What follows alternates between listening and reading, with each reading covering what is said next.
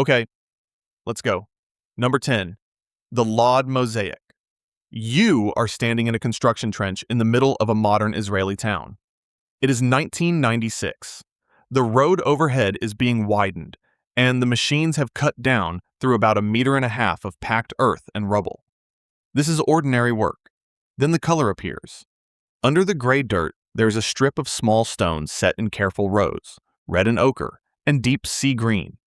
As the soil is lifted away, an animal takes shape. Then another. Then the curve of a ship. Work stops. The salvage archaeologist Miriam Avasar is called to the site, and within days the truth is clear. The road crew has cut straight into the floor of a Roman building in the ancient city of Lydda. What they had found was one of the largest and best preserved mosaics ever uncovered in Israel. It dates to around 300 CE. The main floor runs roughly 17 meters by 9. That is close to 180 square meters of intact stonework, and it is crowded with life. There are lions and elephants and a rhinoceros. There are fish winding across a marine panel. And there are 2 Roman merchant ships in full sail, the kind that once carried cargo across the Mediterranean. For a single weekend, the excavators opened the site to the public. About 30,000 people came to walk the edge of it and look down. Then, they buried it again. There was no money to lift the mosaic. There was no building to shelter it, and no budget to guard a priceless floor lying open in a working town. So, the conservation team did the thing that sounds like destruction and is actually rescue.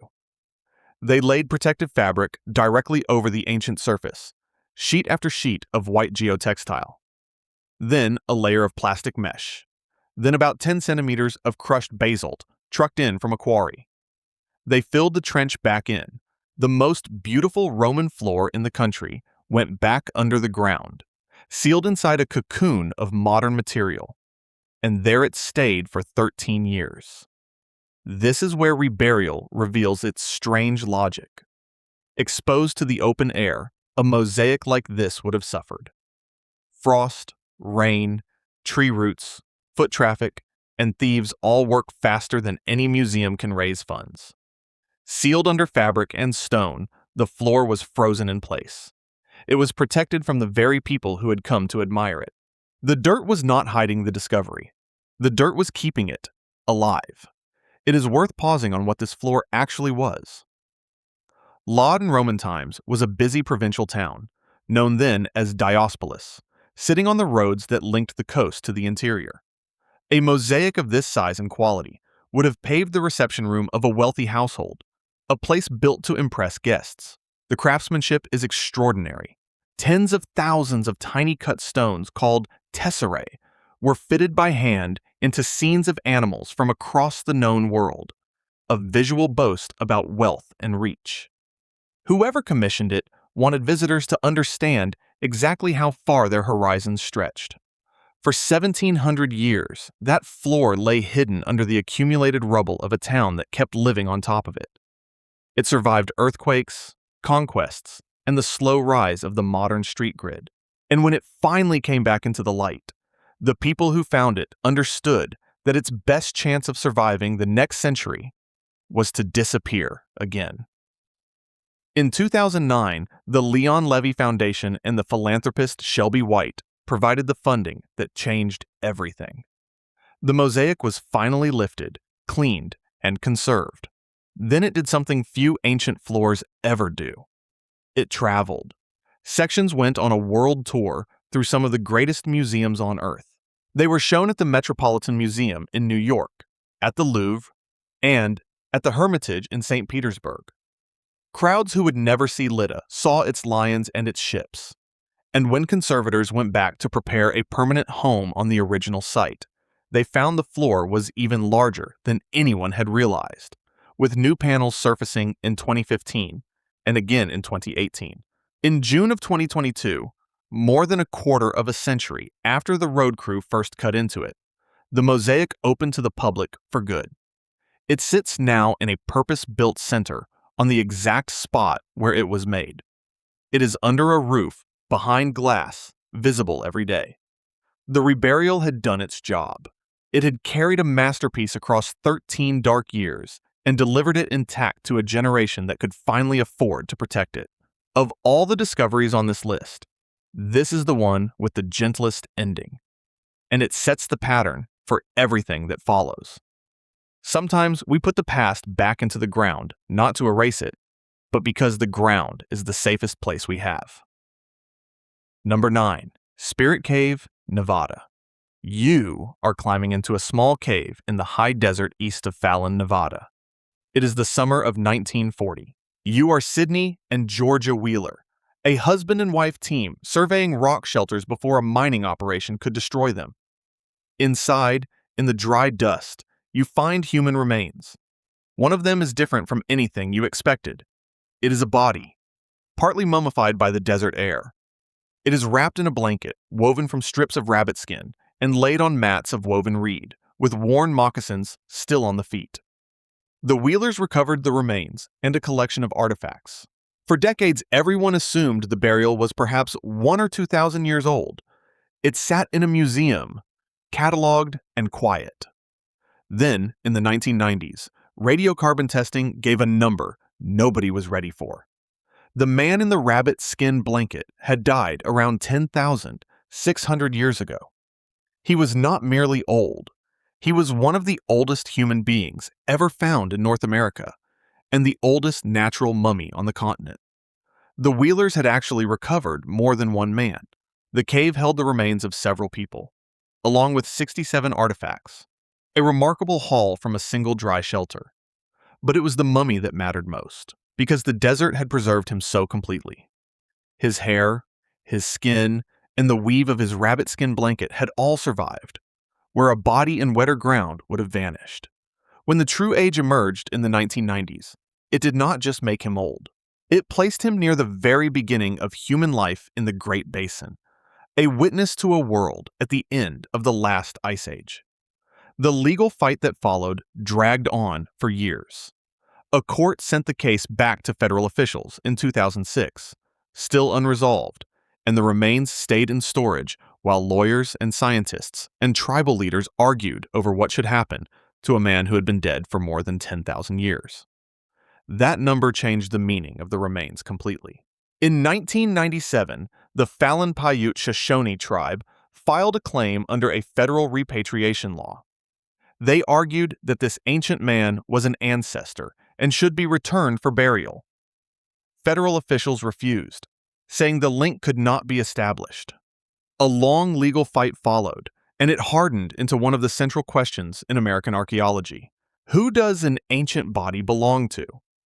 Some researchers argued that the skull shape did not obviously match modern native peoples, and that a find this old belonged to the study of all humanity.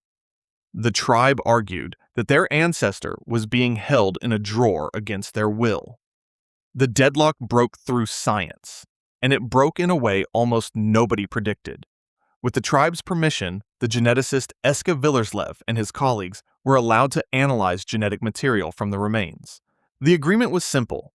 If the man proved to be Native American, he would go home. The results were published in the journal Science in 2018, and they were clear. The man from Spirit Cave was closely related to living indigenous peoples of the Americas. The morphology arguments that had kept him in a museum for years did not survive the genetic evidence. So he went back into the ground. The remains were formally returned, and in 2018, the tribe reburied him at a location they have never disclosed. What was it like to stand there? People who were present described a scene of raw emotion, of singing and prayer and weeping, of a casket carried by people who had waited most of a lifetime for this day. The tribe does not call him a specimen. They call him the storyteller. Here the question that runs under this whole list becomes impossible to avoid. Was this a loss? One of the scientists who had studied him called the reburial a sad day for research, and in a narrow sense, he was right. No one will ever run a new test on those bones. Whatever they still had to tell us about the first Americans is sealed away for good. But the tribe would say the opposite. They would say the man was never data. They would say he was a person who had been kept from his rest for 76 years, and that returning him was not the end of knowledge, but the correction of a long wrong. Both things are true at once. That is exactly why the case is so hard. The knowledge was taken first. Then the man was given back, and the ground closed over him a second time, on purpose, with no plan to ever open it again. Number 8. The Villa of the Papyri. You are underground, in a tunnel, and the air is bad. It is around 1750. You are part of a crew digging beneath the Italian town that sits over Herculaneum, the city buried by Mount Vesuvius in 79 CE. There is no open excavation here. There are only shafts and galleries, hacked through rock-hard volcanic material by torchlight. The heat is suffocating. The ventilation is poor, and pockets of gas collect in the dark. The work is directed by a Swiss engineer named Karl Weber, who insists on mapping every wall and every find as the tunnels advance. And what the tunnels advance into is a house unlike any other. It was an enormous seaside villa. Its rooms were lined with marble, and its garden was ringed by a courtyard longer than an Olympic pool. The diggers pulled more than 80 bronze and marble statues out of the ground, a collection of ancient sculpture without equal, but the true discovery was almost thrown away. Scattered through one part of the house were what looked like lumps of charcoal, black and brittle. Someone realized they were rolls of papyrus, carbonized by the volcanic heat but not destroyed. There were roughly 1,800 of them. It was, and still is, the only library to survive intact from the ancient Greek and Roman world. Most of the recovered scrolls belong to the library of a single Epicurean philosopher named Philodemus, a thinker whose work had otherwise almost entirely vanished from history. His writings came back from the dead, black and cracked, but readable. Yet the library found so far may be only part of the whole. What if there is a second collection somewhere in the unexcavated rooms, a Latin library, to match the Greek one? Scholars have dreamed for 2 centuries about lost plays, lost histories, and lost philosophy that might still be sitting in that buried house. The statues alone hint at the ambition of the place. There were portraits of philosophers and rulers and gods, dozens of them, arranged through the courtyards of a mansion built for someone of immense wealth. Everything about the villa suggests a mind that collected knowledge on a grand scale, and most of that mind is still underground, exactly where the 18th century diggers left it when they walled up the tunnels and walked away. Think about what that means. Every other classical text we have came down to us through copies of their copies, recopied by hand across 1,000 years, with most of the originals lost forever. Here was a room full of actual books from antiquity, sealed underground on the day they were buried. Could there be lost masterpieces inside? Early attempts to open the scrolls were a disaster. One investigator, trying to unroll the fragile rolls, destroyed several of them in the process, turning irreplaceable words into flakes. The scrolls that survived were mostly the writings of an Epicurean philosopher, but the possibility remained that somewhere in that buried house were lost works of literature and philosophy that no modern person has ever read. And then they closed it. By around 1765, the tunnels were becoming too dangerous. The gases were too much, and the townspeople living above were complaining about the digging beneath their homes. So the excavation was abandoned. The galleries were backfilled with debris to keep them from collapsing. The villa, with most of its library still inside, was sealed shut. Its exact location was lost for the better part of 2 centuries. The greatest library of the ancient world had been found, partly emptied, and then deliberately buried again.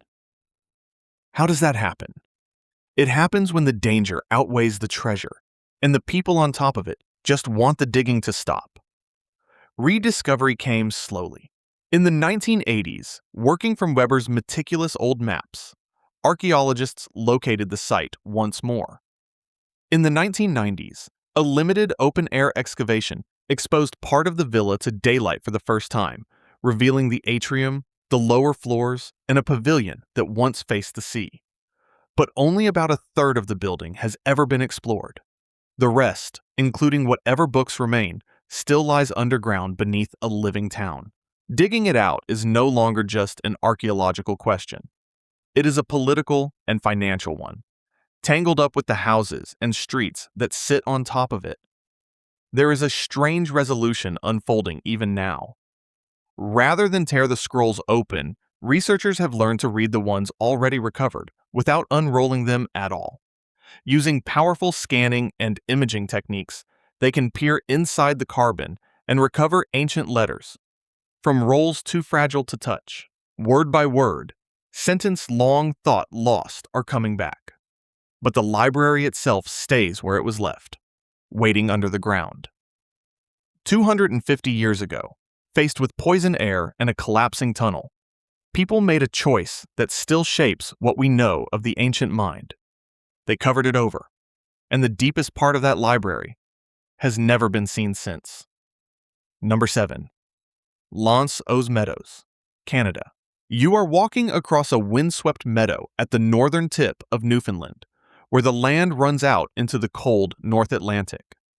It is 1960. A Norwegian explorer named Helge Ingstad and his wife, the archaeologist Anne Stine Ingstad, have come here chasing a theory that most historians thought was a fairy tale. A local man named George Decker leads them to a set of low, grassy ridges near the shore. The villagers had always known about them and assumed they were the remains of an old camp. To a trained eye, the shapes are too regular to be natural. They look like the outlines of walls. Over 8 seasons of excavation through the 1960s, those ridges gave up an astonishing story. Beneath the turf lay the foundations of 8 timber and sod buildings, including long houses of a distinctly Norse design. The diggers recovered around 800 worked wooden objects. They found iron nails and rivets, the remains of a smithy where bog iron had been forged, and a small stone spindle whorl, a tool used in spinning thread, which suggested women had lived here too. The dating pointed to around the year 1000.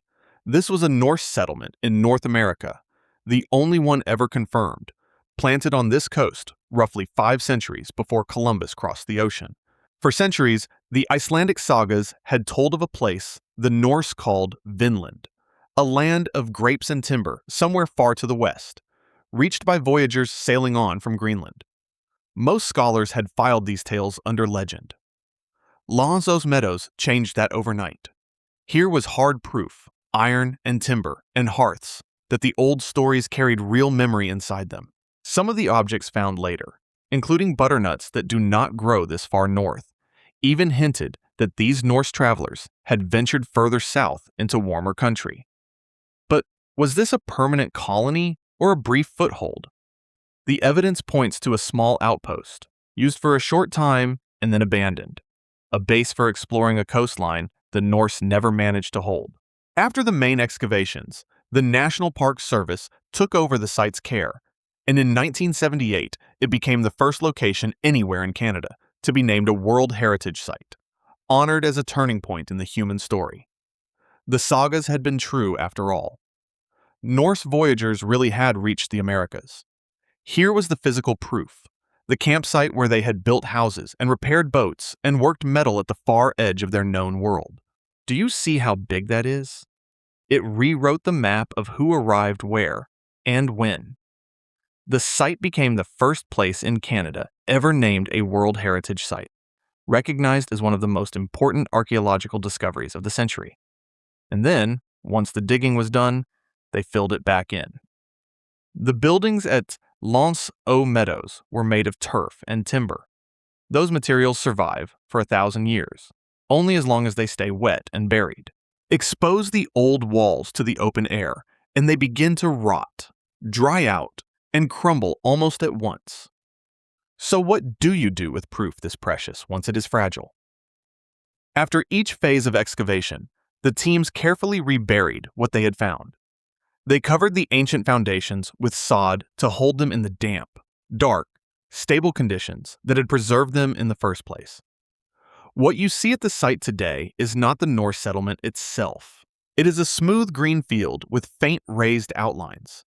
And, built nearby, There is a set of reconstructed sod houses where visitors can duck through a low doorway and stand inside a Viking longhouse without ever touching the real one. It is a quiet kind of paradox. The single most important European discovery in the Americas is deliberately hidden under grass. You can stand directly on top of the proof that Vikings reached the New World and see nothing but turf and sky. The reconstructions are honest copies, and the true walls sleep beneath them, protected precisely because no one can look at them. The discovery that rewrote history is kept safe by being put back exactly where it was found and left there in the dark. Number 6. Windover Pond, Florida. You are in the cab of a backhoe on the east coast of Florida, near Titusville. You are draining a small, boggy pond to make way for a new housing development. It is 1982. The bucket bites into the muck at the bottom of the pond, lifts, and swings. In the black peat, you see something pale and round. It is a human skull. Then there are more. The immediate assumption is a crime scene, and the work halts while the authorities are called. But when the remains are examined, the truth is far stranger than any crime. These bones are ancient. Excavations at the Windover site ran from 1984 through 1987. What they revealed is one of the most extraordinary burial sites in the world. The peat at the bottom of that pond held the remains of around 168 people. They had been laid to rest there between roughly 7,000 and 8,000 years ago, in the Middle Archaic period. These were not casual burials. Each body had been placed on its side, knees drawn up, and then pushed down into the shallow pond and held in place with stakes so it would stay beneath the surface. Many were wrapped in woven fabric. That fabric is among the oldest textile ever found anywhere on the planet. When the first skulls came up in that backhoe bucket, the sheriff was called, because the obvious explanation was a modern crime. Only when an expert looked closely did the truth emerge, that these were the dead of a community thousands of years older than any European presence in the Americas. The textiles alone rewrote what we thought early people could make. There were different weaves and different techniques, evidence of skilled hands producing cloth in an era we had imagined as crude. Buried with the dead were tools, and in one case, the remains of a bottle gourd, a plant that hints at long-distance connections. How did a single waterlogged pond preserve so much of a vanished world? The answer lay in the peat and the chemistry, but the effect was almost miraculous. An ordinary Florida pond had become a time capsule, holding an entire population, their fabric, their tools, and even their thoughts locked inside preserved brain tissue, waiting under the water for anyone patient enough to read them. Then came the detail that stopped scientists in their tracks. When researchers opened some of the skulls, they found brain tissue still inside. Not dust, not stains. It was preserved organic material, thousands of years old, with cell structures that could still be studied under a microscope. How is that even possible? The chemistry of the pond had done it. The peat was low in oxygen. The water was neutral rather than acidic, and the bodies had been buried quickly beneath it. Together, those conditions halted the decay that normally erases everything soft within weeks. Roughly half of the people buried at Windover were children. It was a portrait of an entire community, mothers and infants and the elderly, preserved in almost unbelievable detail across 8,000 years. But this entry belongs on the list for a different reason than the rest, and it is only fair to be precise about it. Nobody dug Windover up and then reburied it the way the Lod Mosaic was reburied. What happened here was a decision to stop. When the excavation had recovered an enormous amount of information, the archaeologists and the state made a deliberate choice. They left roughly half of the pond untouched. The remaining burials were left sealed beneath the water and the peat, undisturbed, protected as a landmark. The reasoning was that future scientists, with better tools, would learn things from those bodies that we cannot learn today. That is a kind of reburial too. It is the choice to close the ground over something you know is there and could reach. and to walk away from it on purpose. It takes a certain discipline. Every instinct in archaeology says to keep digging, to recover everything while you have the chance. Because sites get destroyed and funding dries up and the moment passes. Windover said no. It said that some of these people should stay where they were placed, held gently under the dark water where they have rested for 8,000 years. Would you have the patience to leave them there? The people who ran this site did. They decided that the right thing to do with a perfectly preserved secret is sometimes to leave it sealed and let it wait. Number 5. Sutton Common, South Yorkshire. You are standing in a low, wet field in the north of England. Water pools around your boots as a team lifts ancient wood out of the ground. This is Sutton Common. Beneath this unremarkable stretch of farmland lies the largest Iron Age marsh fort ever found in England, built around the 4th century BCE. The excavations here ran from the late 1990s into the early 2000s, led by researchers from the universities of Exeter and Hull. They uncovered a site of real ambition. There were 2 enclosures linked across the marsh, defended earthworks, and the post holes of something like 150 small timber structures raised on posts. Some of them still held traces of charred grain. So what was this place actually for? The best reading is that it was a defended store and gathering point, a fortified island in the wetland where an Iron Age community could keep its grain safe and its people secure behind water and timber. The rows of post holes are thought to be the footings of raised granaries, storehouses lifted off the wet ground to keep the harvest dry. Building all of this in a marsh was hard, deliberate work, which tells you how much these people valued what they were protecting. And the marsh itself was the defense. Anyone approaching had to cross open, waterlogged ground under the eyes of whoever held the fort. For more than 2,000 years, that same water quietly did a second job. It kept the wood alive. But how long can a buried monument survive once the modern world starts draining the land around it? The answer, it turned out, was not long at all, and the people trying to save Sutton Common were watching the clock run out. For more than 2,000 years, this fort had survived because it was waterlogged. The high water table of the marsh had sealed the timbers away from oxygen. Wood that would have rotted to nothing in dry soil instead lay preserved in the wet ground, soft but intact. It was a rare window into how Iron Age people organized themselves, defended their stores, and shaped the wetland to their needs, and it was dying. Modern agricultural drainage had been quietly lowering the water table across the region for years. As the marsh dried, oxygen reached the ancient wood for the first time in millennia. The timbers began to decay. What do you do when the thing preserving a monument is the thing disappearing? Archaeologists found themselves racing a slow disaster. The very wetness that had preserved the fort was vanishing, and once the wood dried out and crumbled, the information inside it would be gone forever. A monument that had waited since the age of the Celts was rotting in real time.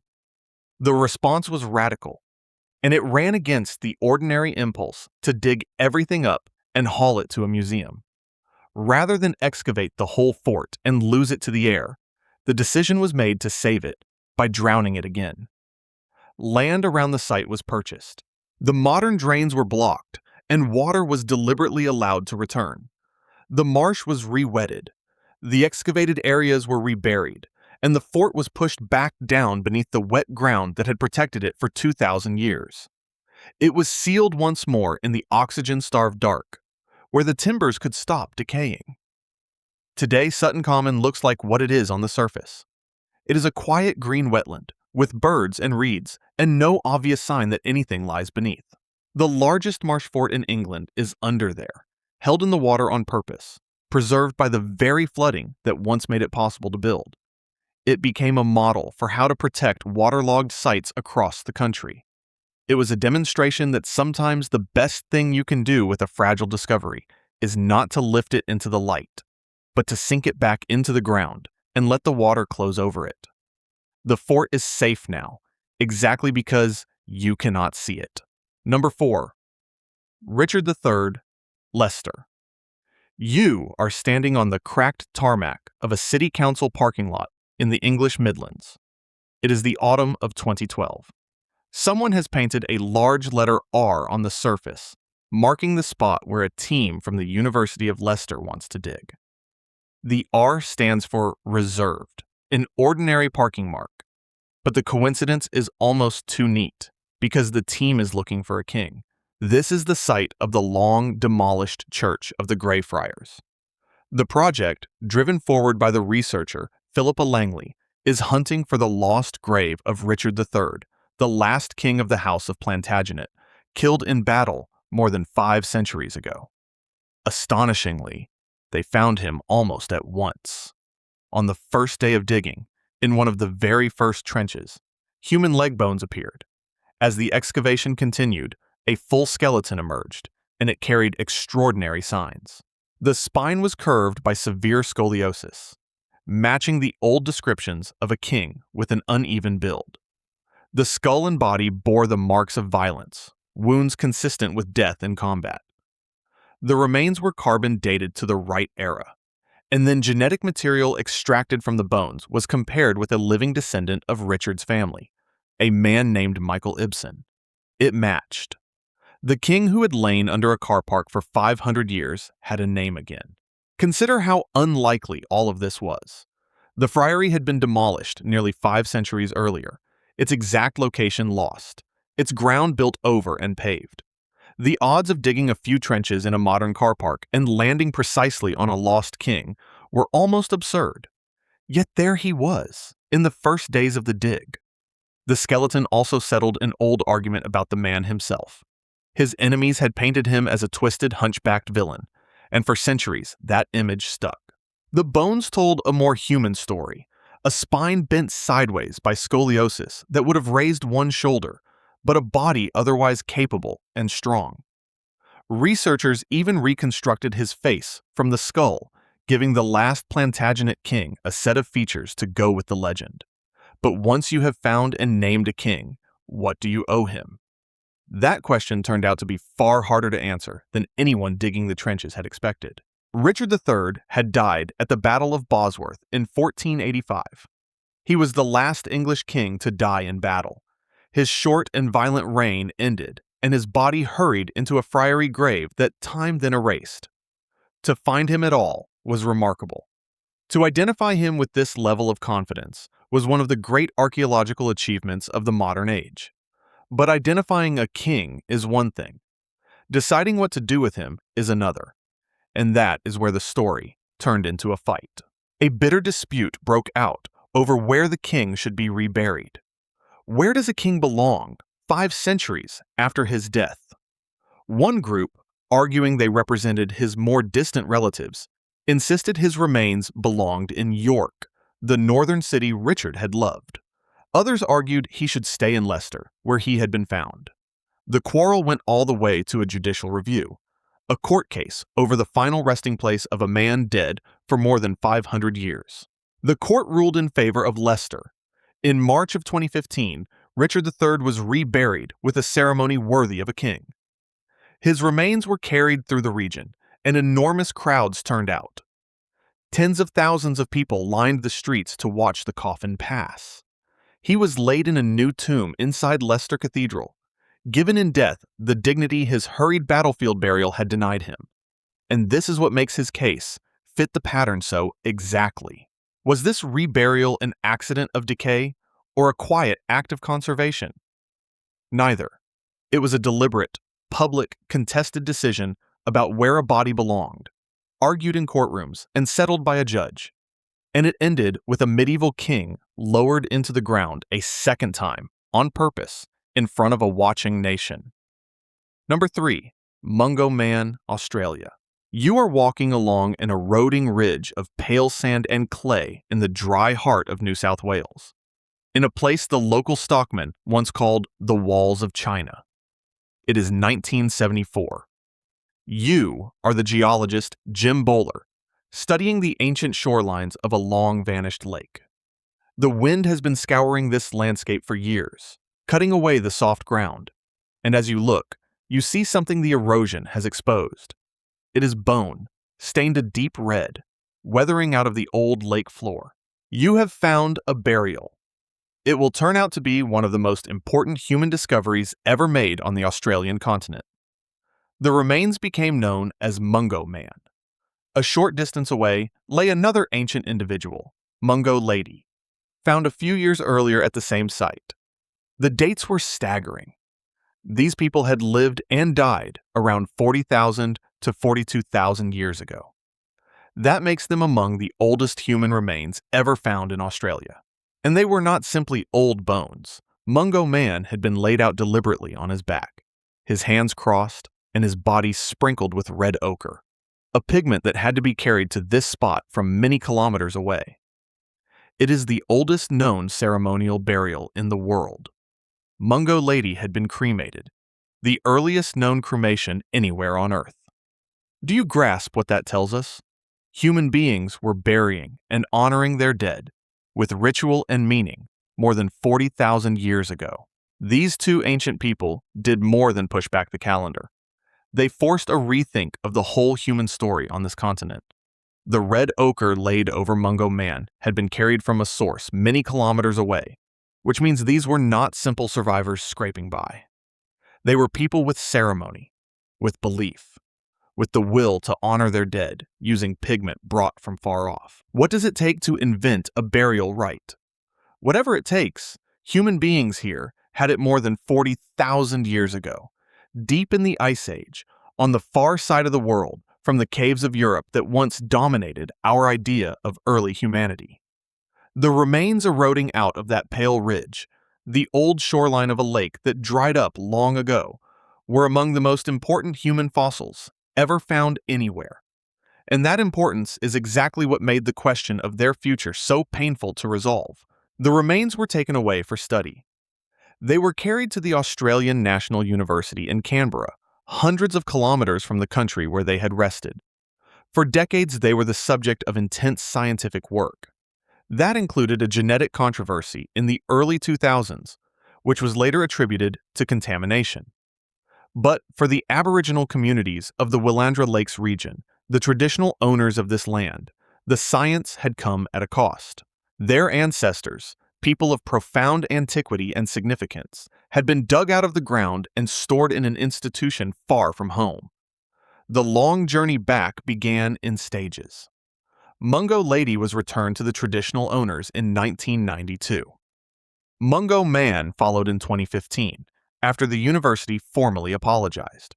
In November of 2017, his remains were carried home in a striking procession. A vintage hearse led a convoy through country towns back to Lake Mungo, where he was received by the communities who had waited so long for him. And in 2022, the federal government approved the reburial of Mungo Man, Mungo Lady, and more than 100 other ancestral remains from the region, around 108 individuals in total, in unmarked graves across the landscape they came from. But here, the resolution is not clean, and it would be dishonest to pretend otherwise. The decision to rebury in unmarked graves was and remains contested. So what is the right way to honor the dead? Some in the community believe the ancestors must be returned fully to the earth and left in peace, unmarked and undisturbed, their long exile finally over.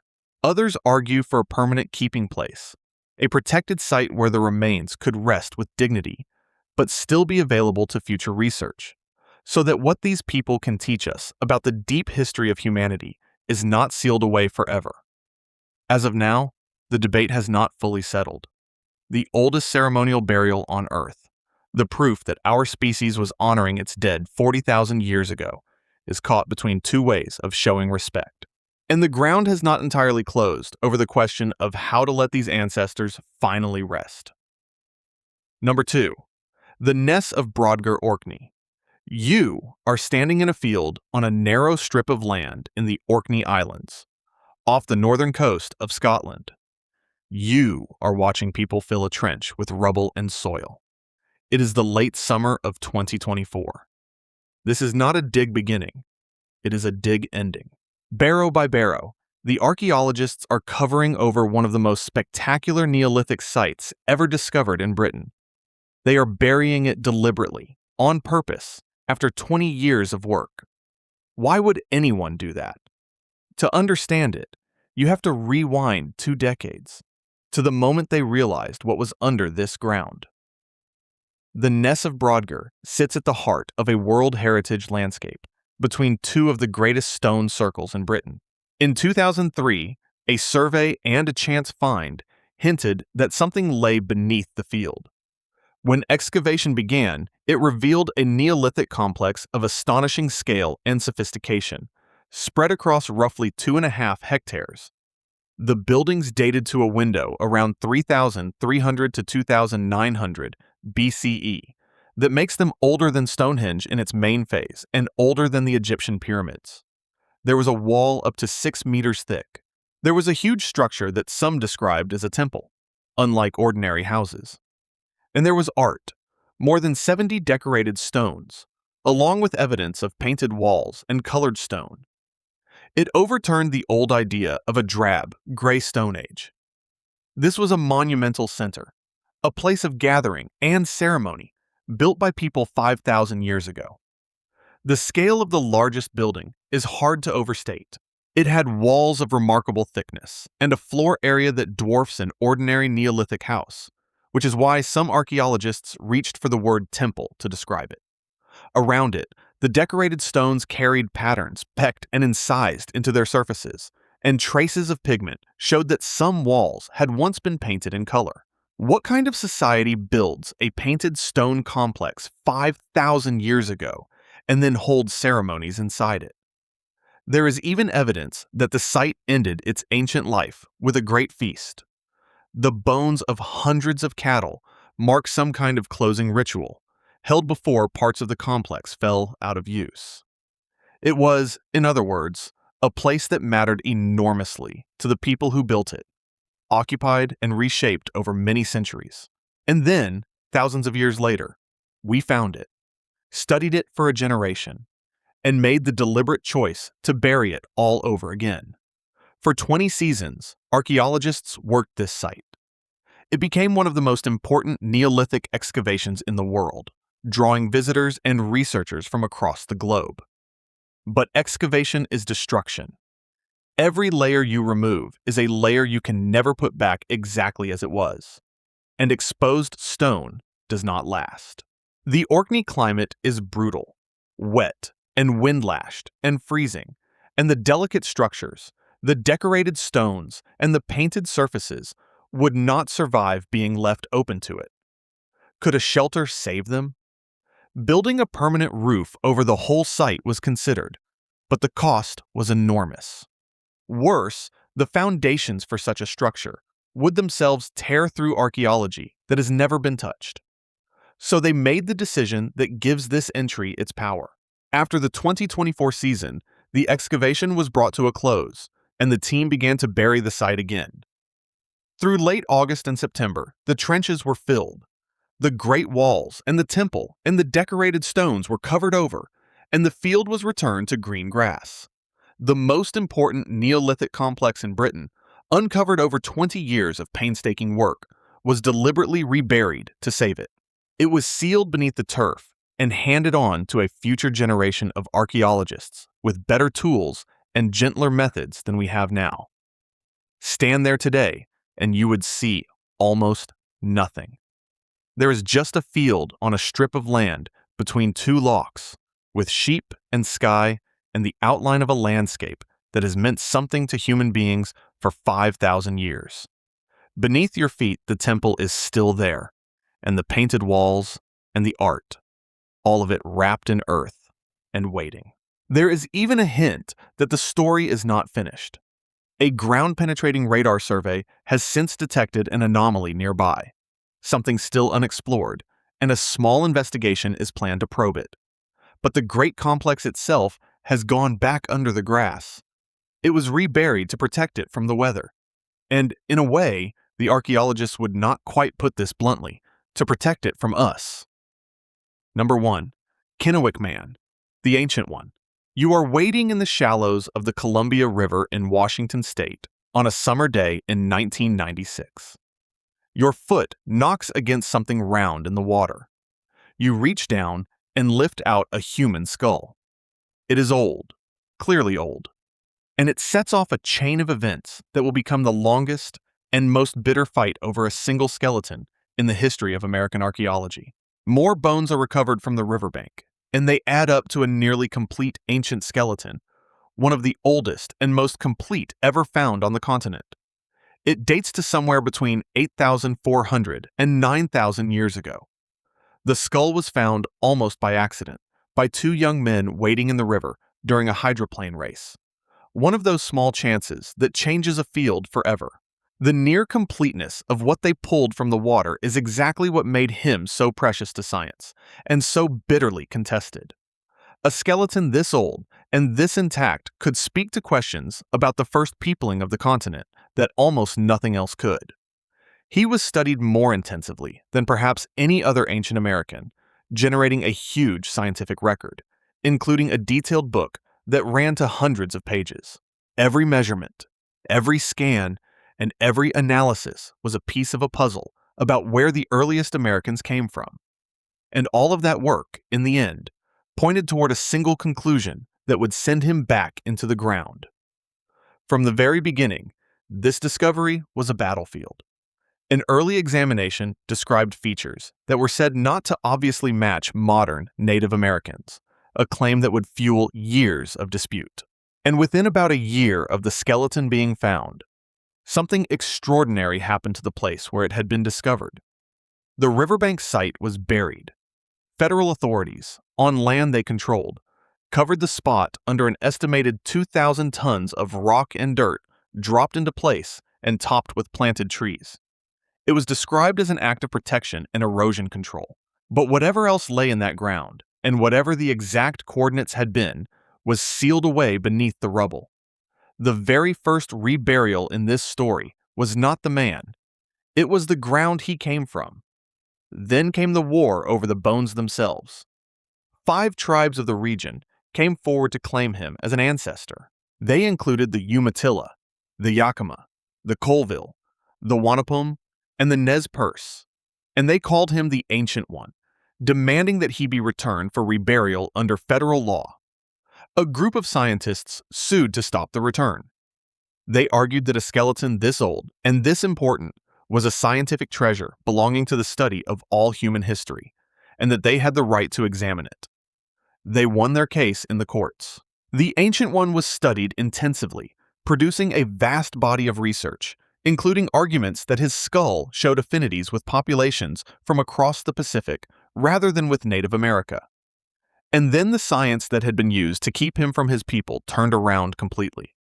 In 2015, a team led by researchers in Copenhagen sequenced genetic material from the skeleton and reached a decisive result. The Ancient One was more closely related to modern Native Americans than to any other population on Earth. Among his closest living relatives were members of the very tribes of the Columbia Plateau who had claimed him. A separate analysis confirmed it. The morphology arguments, once again, did not survive the genetic evidence. He was exactly who the tribes had said he was. After that, the return came quickly.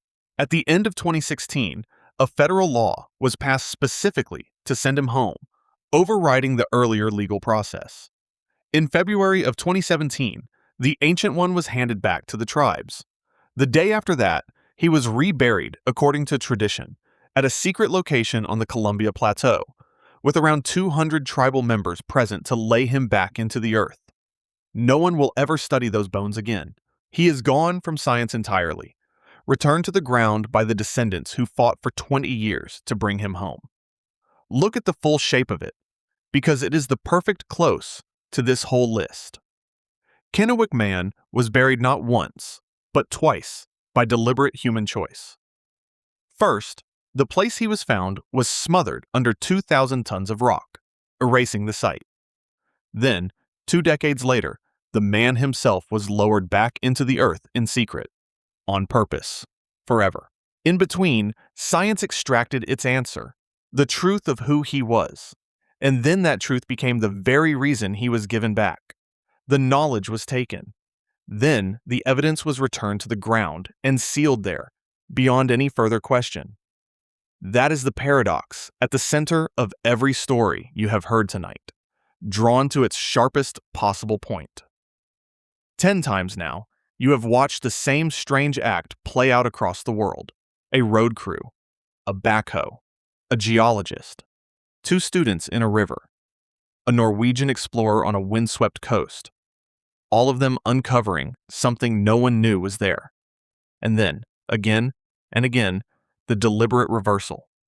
The Lod Mosaic was sealed under fabric and basalt. The villa of the Papyri was closed off with its library still inside. Norse walls were hidden under Newfoundland grass. An Iron Age fort was drowned again beneath an English marsh, and a Neolithic temple in Orkney was tucked back under the turf. And then the human returns, harder and heavier than any of them. Spirit Cave and Mungo Man and the Ancient One were carried back into the earth by the people who claimed them. The mechanism keeps changing. Stone, water, policy, ceremony, law. The act does not. We dig the past up, understand it. And then, on purpose, we cover it over. Sometimes to protect it from the weather. Sometimes to protect it from ourselves. Sometimes to give the dead back to those who never wanted them disturbed.